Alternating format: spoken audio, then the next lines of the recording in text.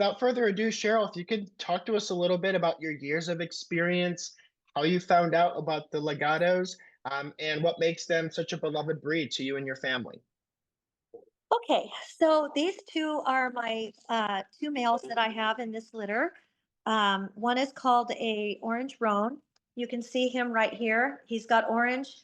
He has a cream color on the outer coat, and his undercoat is coming very orange. He's a very, I would say rare. He has a lot of big orange spots, but if you look inside, his coat's coming in orange, and his ears are bright orange. And this other one is called a patches color. He's going to stay the color that he is. He will not change.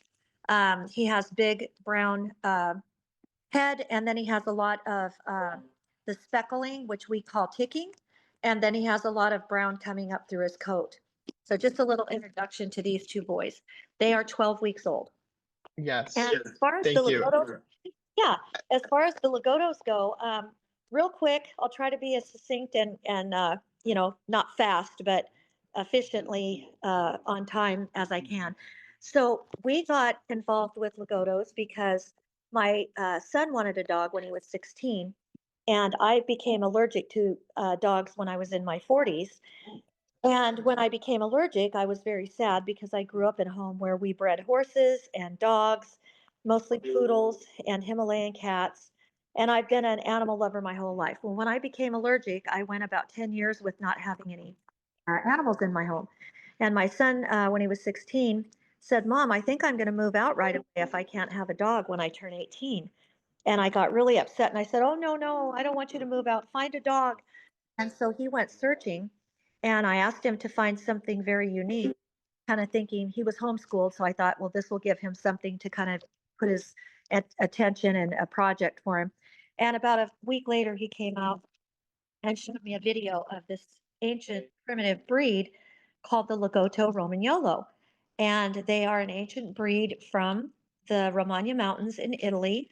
They can be dated back to the 16th century in artwork. They're in all of the older artwork. But my other son, Ian, did a search the other day and found out they can be dated back to the 7th century, which is really interesting. So I haven't really looked into that part, but I do know they go back to the 16th century for sure. And they were duck retrievers in Italy and the surrounding areas. They almost went extinct. I think it was in the 90s, 70s. And there were only, my husband can tell you what. 35 breeding pairs when they brought it back. Yeah, there were only 35 breeding pairs when they brought them back. And they decided, since they didn't have a lot of need for the retrievers anymore, they dried up all the marshes, well, most of the marshes in Italy. They reflagged them as the truffle dog. And so these dogs are the world's premier truffle hunting dog because of their ability to have. Uh, I've heard different things about their scent receptors, but I'm not going to give you a number. They have way more scent receptors on their nose than most breeds do. So, but they've been used for tracking, with the law enforcement, searching for people and tracking. They are used for the truffling. They're used for duck retrieving or any type of retrieving. They're super hardy breed. They're very robust. They live to be between 15 and 17 years old, which is really amazing for this size of a dog. They're a mid-sized dog. The males, the breed standard is up to 35 pounds, and the female's right around 30. But my female, the mom of these two, she only weighs 24 pounds. The males usually are anywhere from 18 to 19 and a half inches. The female's a little bit shorter, anywhere from 15 and a half inches. My female is 16 and a half inches, just the perfect size for me. Their dad was a taller Lagotto. He was about 19 inches. And so these guys were somewhere in between.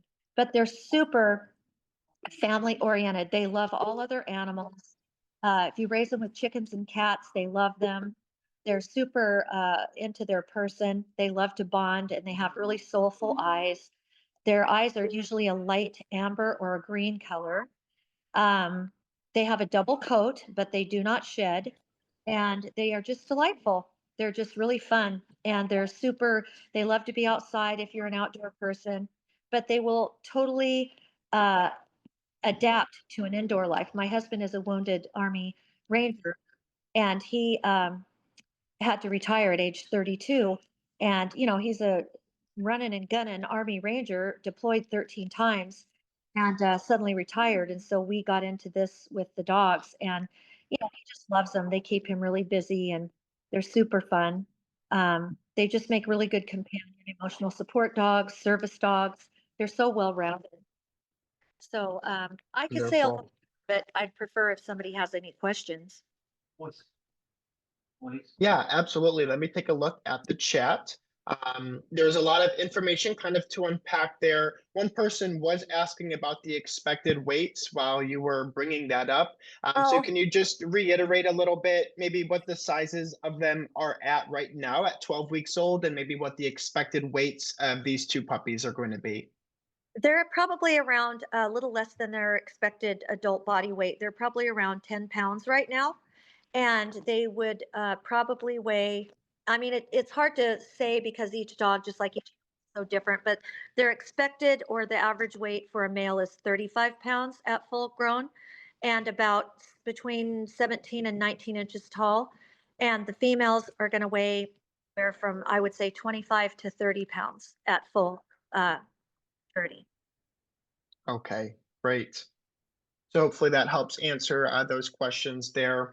Now, since we have the two available and the two males, on our website, the white and tan kind of cream color is named Jensen. He's playing with the toys right now. So can you talk a little bit about Jensen? Does he have anything super special about his personality? He's a very sensitive boy. Really likes to be with Nick. So I still have allergies toward not their hair, but toward the oil on their skin. So I don't touch them. My husband handles them a lot more than I do. But um, he is very interested in always wanting to be around Nick. The breed themselves is like that. They're very people centric.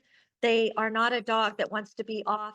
I mean, they'll do stuff and they'll play and they'll hunt truffles, but are very focused. They want to sit and look right at you with their eyes. They are very, like I said, people centric. And he is particularly that way. He really likes to just be around Nick. If Nick gets up and walks around, that's why they left because, Nick got walked away. They really want to be pleasing. In my opinion, I used to raise Labrador retrievers years ago, and they have a lot of tendencies like a Labrador retriever. And so they're pleased, but they're not, it doesn't take them 2 years to mature. That's the difference. So if anybody's familiar with a Labrador Retriever, they say they never mature until 2. They act like little toddlers. And this breed, they mature much faster. They mature around a year. They're settled more, and you know. Great. The other puppy is a lot more confident, I would say. He wants to go out and roam. So if I put both of these boys out on my back deck and they are standing there for a few minutes, like when we first introduced them to the outdoors, um, little orange boy, he would stand there and just observe. He was very observant. He was looking around. I'm not sure I want to go out there and jump off that little, step. Good to know. And just so everyone is familiar, on our website, we have Jackson is the white and brown one, and Jensen is the white and the lighter colored one. I did send those listings and their profile pages on our website in the chat. Now they resemble a little bit of like a golden doodle to my eyes. They have that fluffy curly coat that people are familiar with the doodles. What's a grooming like with a Lagotto? Do they need to be bathed? Do they need to be combed? Can you give some insight about that? Yeah, so just to let you know, the correct pronunciation, Peter, is Lagotto. So if you were Italian, you would say Lagotto Romagnolo. It's a I'll long, remember that. I am Italian. I feel embarrassed now, but thank you for that. Now we all know better. well, I just want everybody because, if you're, I'm a little bit snobby being a Lagotto Romagnolo enthusiast. But Yes. Americans, we don't speak Italian, but just to give you the correct pronunciation. No, no, I'm not trying to throw shade on you, Peter, at all. I just want to make sure that the people know. Um, so anyway, grooming is pretty simple. We started grooming our own dogs, or I should say my husband did, but for us, I want them to look like a Lagotto, and I know what you're saying about the golden doodle and the labradoodle and any kind of a doodle. They're totally different. Those dogs usually don't have light eyes. They don't have the same type of nose. Their body structure is more thicker. It's more like a Labrador body structure. They're not super long and lanky, and they have a double coat. I don't know. I haven't been around too many doodle type breeds, but as far as I know, they don't have a double coat because these dogs are bred to be water dogs, and that's what their original, the way that they, however they became to be. I'm trying to find out their origins. We've been looking into that more, in the beginning. But they have a double coat, just like the Labrador Retriever does. And I don't think the Labradoodles and all that do. But it's really soft coat. Right now, these puppies are in their puppy fluff. As they get older, their hair will turn, or their fur will turn into more curly or wavy. And it's not like a poodle's hair. I mean, you still get them groomed, but the Lagotto uh, hair style, if you will, or the way that the breed standard is, they're supposed to have curls, corkscrew type of curl. And of course, people can get them groomed any way they want. I cut some of my dogs really short because I have 5 grown dogs and the grooming is pretty expensive. So I get them cut as short as possible. So I'm not paying $700 each groom. But when you only have one, it's a lot easier to have them have their longer fur. They do mat. You're not supposed to brush them. When you brush their hair because of the double coat, you're pulling out that natural curl that separates each lock. And when you do that and you brush them out the way they're brushed out right now, after the bath, it tends to mat at the root. So you're supposed to just brush occasionally. Uh, Showing these dogs the way that they do it in the show ring is they bathe their dog, blow it dry, and then they take this spray and spray on them, and then they crimp the hair again. So it has that actual primitive rustic coat. But people can do whatever they want. If they prefer to have their dog cut down in a doodle cut, they can. I never put my dogs in a doodle cut. I always have them in the proper Lagotto Romagnolo style Right. because I want to know what they are to differentiate, from every other breed because they're different. Yes, it's very informative, and that's why they're here, especially with the unique breed like them. Would you be able, I don't know if you're sitting or standing, would you be able to get maybe a close-up on one of their faces, if not both? That would be wonderful. I did want to say it's every 2 months, every 6 weeks to 2 months is the grooming time frame. Yes, he's Jensen.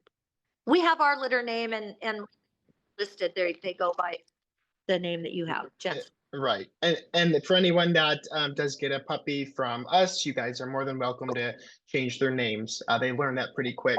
He's absolutely adorable. Do those colors change at all, or is that how he's going to look as an adult? No, he's going to stay this color. The breed, I mean, not the breed, the colors in this breed that stay the way they are these two. So this boy here, what is his name? Jackson? Yes. Okay. Jackson, I know him as a different name because of, we named him when he was born. He is not going to change colors, and neither is the other boy. If you get one of the colors, which I don't have anymore, I sold the one I had. It's called a roan, Roan. That color will change a couple of times during their lifespan. But these two particular colors stay the same. Interesting. Okay. Yeah, I love them both. I know, me too. They're two of my favorite colors. And just to let you know, there's never that brown that you see on Jackson. It's very dark brown. It's not black. If you have black colors come up in the breed, it's not a Lagotto Romagnolo. There's Spanish water dogs. There's Portuguese water dogs. They're all bigger and they all have other colors. In this breed, the darkest color you're gonna get is that dark brown. Okay. Yes, thanks for pointing that out. The lighting in your house, I think, is good enough to see that, but it's good to know it's a dark brown and not a black. Yeah, it's not black. There's never a black Lagotto unless it's mixed with something else. Hmm. Now, can you talk a little bit about the Early Neurological Stimulation program? I love that you do this. Most of our breeders do, but tell someone who has never heard of it what that entails. Oh, I would love to talk about that. That's one of my favorite things. So, early neurological stimulation was originally formulated or instituted, or however you want to say it.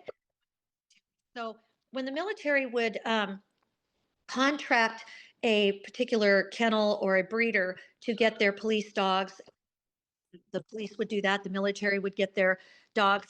They were getting dogs, they would have a contract with these people to get their next 5 litters or whatever. And they were getting a lot of dogs that were not suited for police work or military work. So, in order to continue to be able to have dogs that were consistently able to perform those particular tasks, duties, whatnot, honey, you want to get them back in the screen for me? Okay.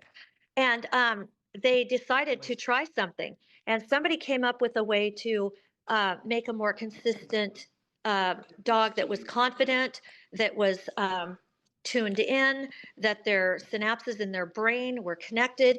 And so they came up with a thing called early neurological stimulation. And they required that all the breeders do this from day 3 to day 16. And the thought behind that is, when a puppy is in the wild, when they were in the dens and wild, and this particular breed's so primitive, they're so close to the primitive dogs, it works really well. But when they're in the den, the puppies have to rely upon one thing only, and that is their sense of smell. I mean, they have touch, but if they're blind and deaf, because puppies, when they're born, their eyes open. Every breed is different, but this particular breed is around the 12th to the 16th day is when they start opening their eyes. And at the same time, their ears, which are sealed kind of closed, their ears will start to open.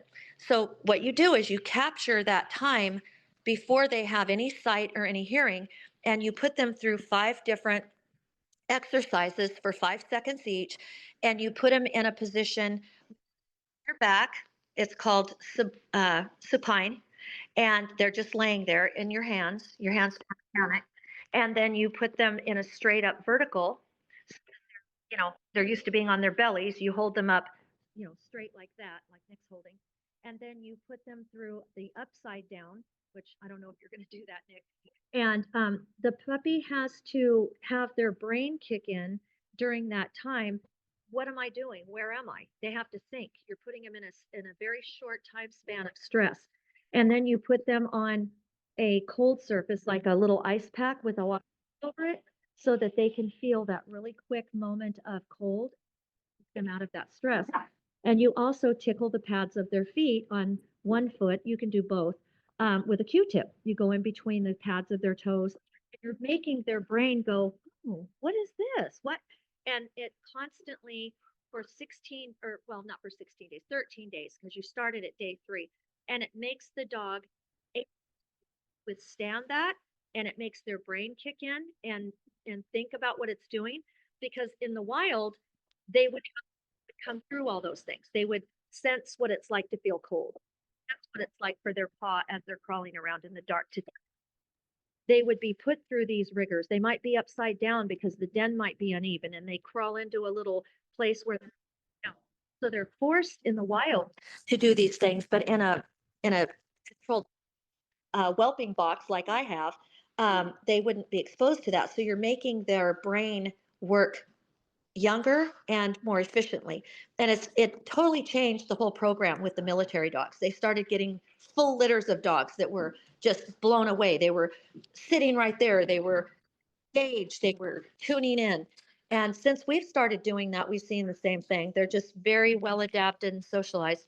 And we also, with our Lagotto Romagnolos, we do early scent training as well. So we expose them to different, really healthy scents like cinnamon and vinegar and molasses and peppermint and onion and different things. And we do that with them as well, so that they connect the scent in their brain when they're really young.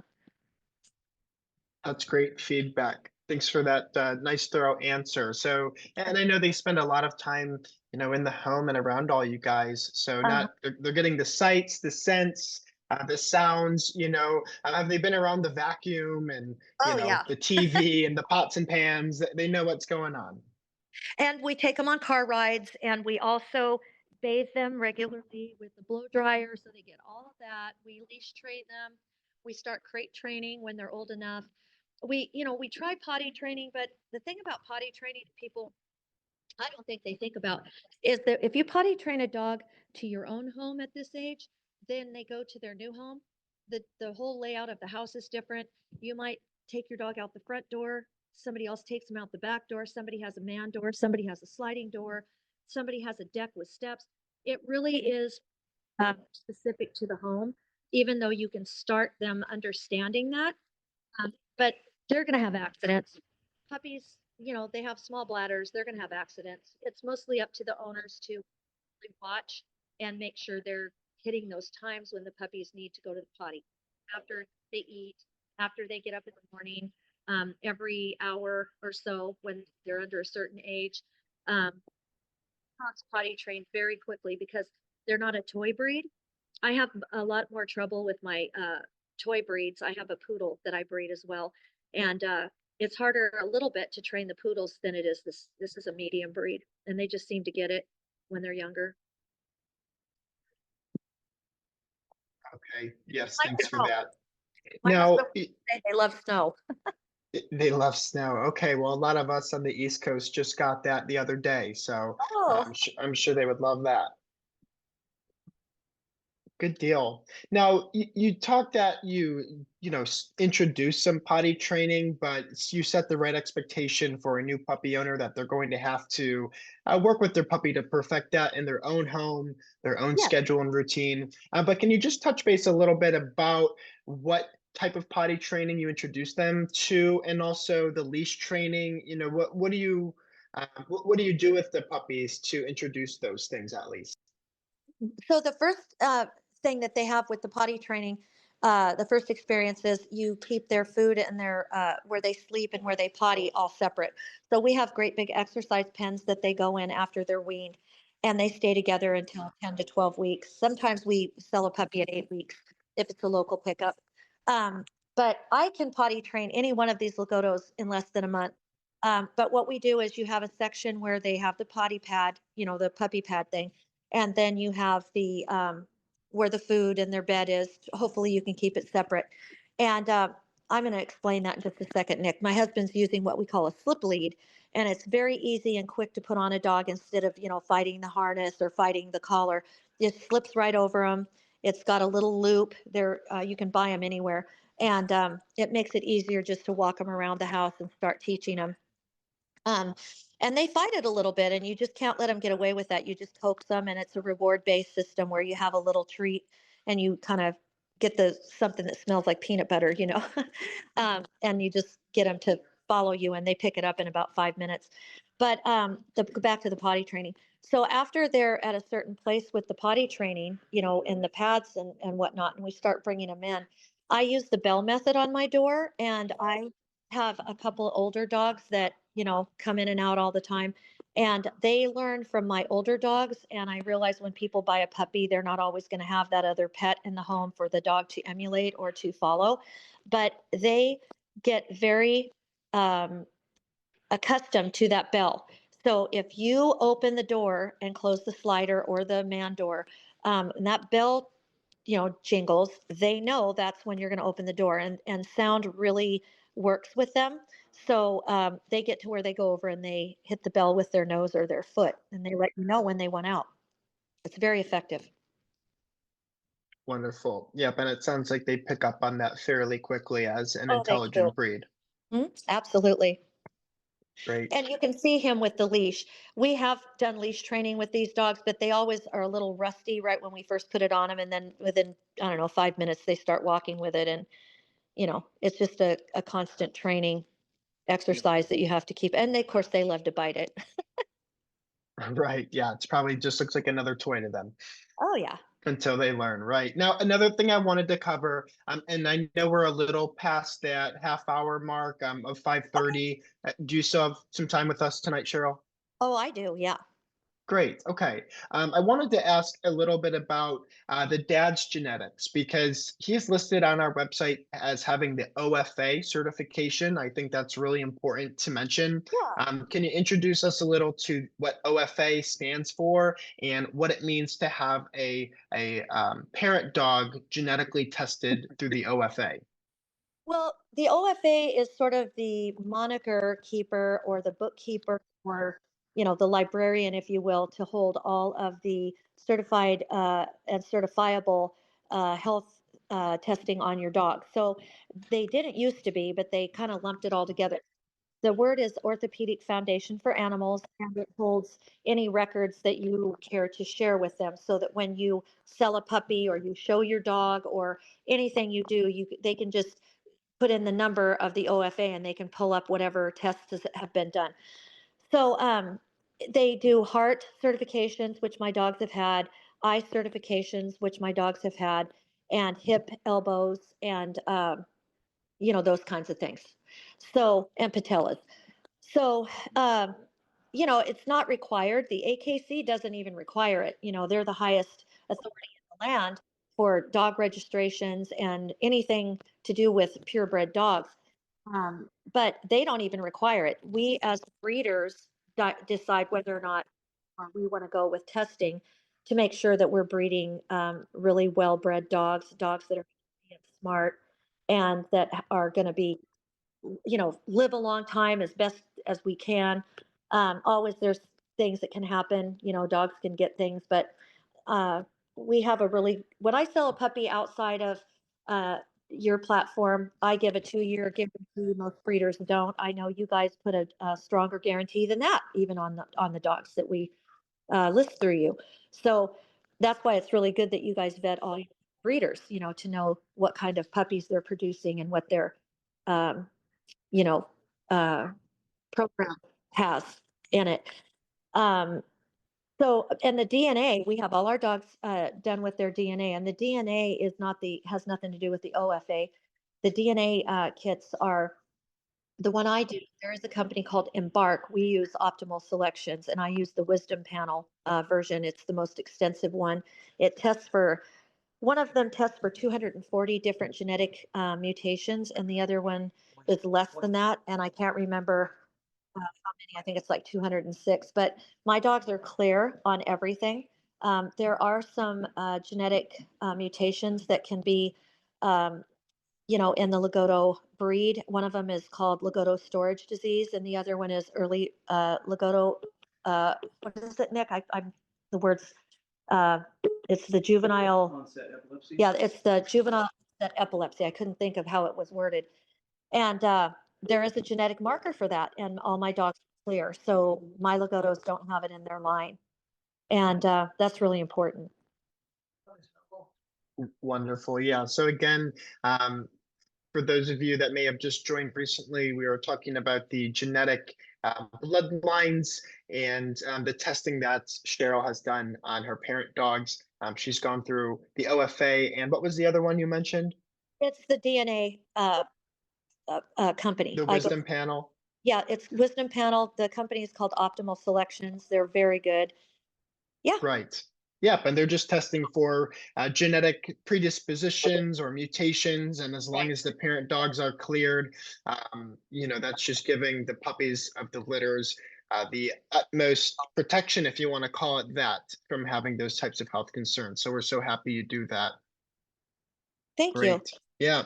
I Now, wanted to mention, just for yes. educational purposes, in order for a dog, and this came to me by several vets I've talked to and the actual company, in order for a dog to actually get whatever malady or genetic mutation, there has to be 2 copies, meaning both parents have to have a copy of that mutation in order for it to actually come out into that dog to manifest.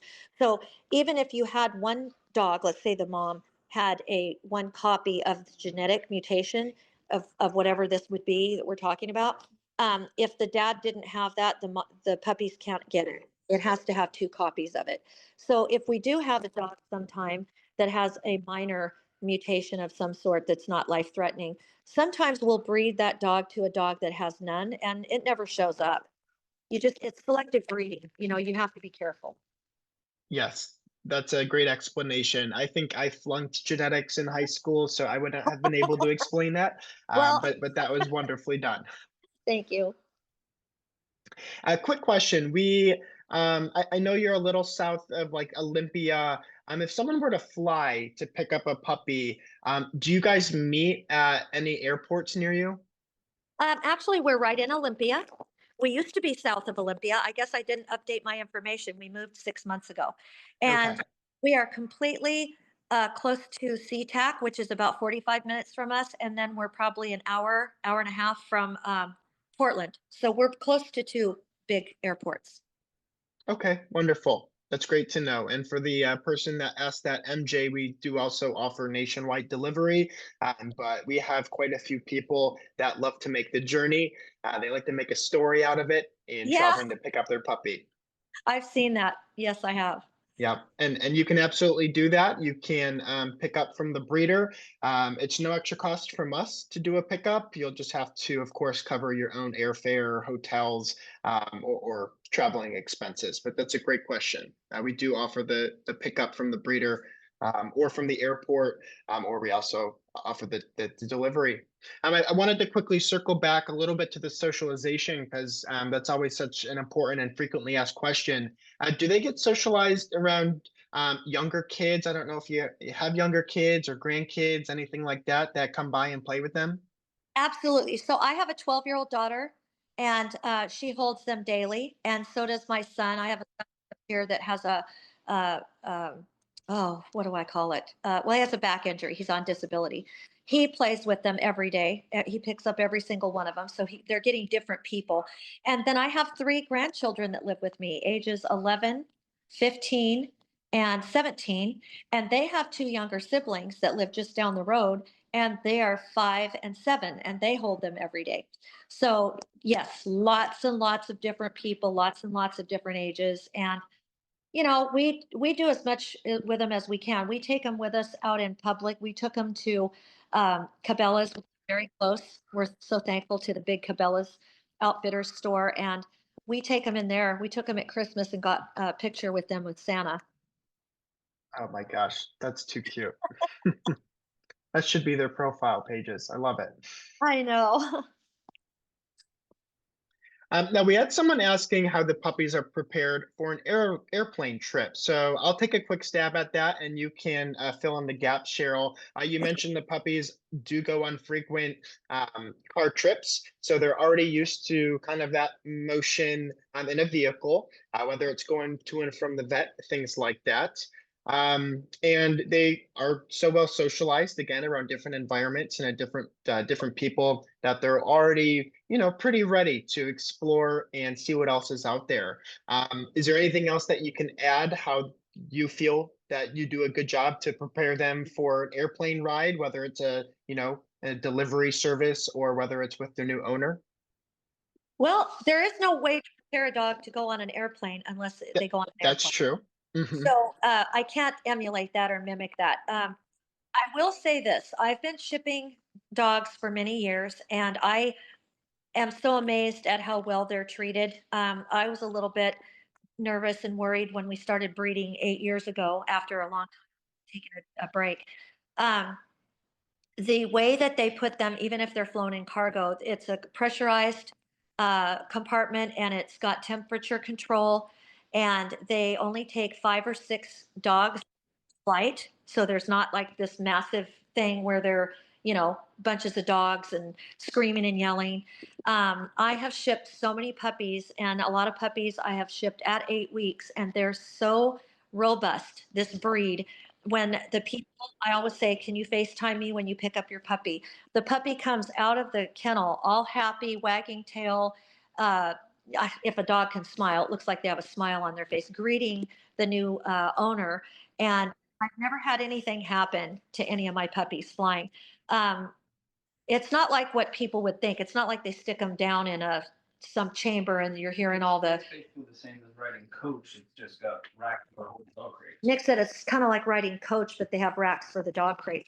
I know it always worried me because especially if it's across the whole United States, it made me nervous. But It's just like them going on a long car ride. I mean, I know people that take trips all the way across the country and their dog is in the back of the, they might stop and take their dog out on that 5-day trip. But the actual time, if you get the right flight, they're not even in there that long. They're not in there for like 2 or 3 days. It's actually a pretty quick trip. But, and they don't let you drug the dogs up. You can't give your dogs pre-medication. It's not safe because they could have, where they go to sleep and they would die from the medication or something. So no, it's pretty safe. I've never had anything happen. I've never even had a dog be depressed or get diarrhea or anything from it. Um, and these dogs get to be pretty big, so you cannot fly a dog, nanny a dog past 20 pounds. So if you want to have a dog escort or nannied, I call it nannying, they have to be right around this age and this size. And that's always a good choice if somebody does have an aversion to wanting to do the cargo shipping. But they treat them really well, really, really well. Yeah, absolutely. And I can attest to everything that you just said. On our YouTube page, I have, or I should say, we have a bunch of videos where I've actually had the pleasure of doing those nanny deliveries where I fly in Oh, the plane with puppies. oh, I've also, helped with, picking a puppy up from the airport where they flew solo. And just like you said, they are ready to get out of the cage and just love on you. They want a lap to sit on. They have food and water the whole time. right. So yeah, they really, the handlers and the caretakers through the airlines are phenomenal people, and they do a wonderful job. And like you said, if it is going to be a long trip, maybe you live a couple states away from Washington and you'd rather not have your dog have a 2-day road trip. Going through the airlines is also a great option to make sure your puppy only has that 1 day of travel. Just a couple of hours in the air, and you know the exact day and time that you're going to get them. So definitely benefits to both ground delivery and going through the airlines. You just have to kind of figure out your preferences and get some guidance from our team and from Cheryl about what the best option would be for the puppy that you choose. And I've also had ground. I bought 2 dogs myself and had them shipped to me through ground, and it was the same experience. It was wonderful. I've never had a bad experience in the 2 times I used the ground shippers or whatever you call it. Sure. Well, we're coming up to the top of the hour. Do you have 7 more minutes to share Sure. with us? Yeah. Okay. I was going to ask you a little bit about mom and dad. I know Okay. that they're not on the screen with us tonight, but I know that they're with you, and just wanted to ask a little bit about their personalities. I know we chatted about the puppy personalities, but what about the parents? Because a lot of times people are asking, what's the puppy or what is this breed going to be like as an adult? So can you shed some light about mom and dad and their personalities?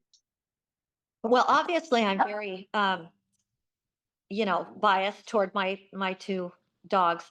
The mom is super quiet, super gentle, super respectful, not pushy at all. She's been my favorite Lagotto female that I've ever had, and I love her size. I'm going to be retiring her, which makes me sad because she has the most gorgeous, sweet, well-adjusted, beautifully colored puppies. She carries a dark gene. So there are people that will get this patches color, the one that is Jackson, the white with the big brown spots.